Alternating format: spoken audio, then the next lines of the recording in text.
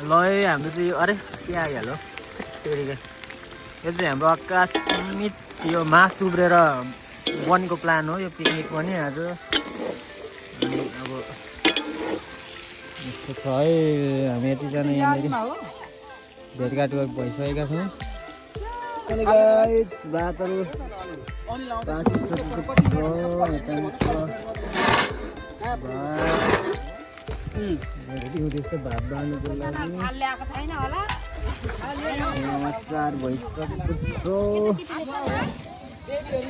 यहाँ pork chicken दुईजना मान्छेहरू छौँ तर सिलगढीमा बस्दैछ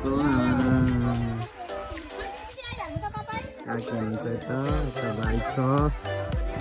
बोजू बसिरहनु भएको छ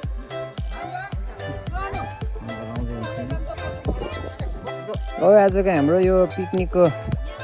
खानकी चाहिँ यस्तो भइरहेछ केटाहरू यहाँनिर बसिसकेका छन् उताबाट कोकहरू आइसकेको छ यहाँनिर सुरु भइसकेको छ हाम्रो खानेकुराहरू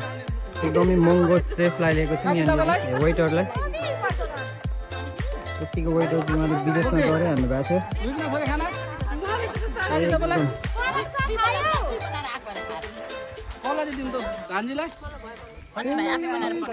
थियो अङ्गलहरू हुनुहुन्छ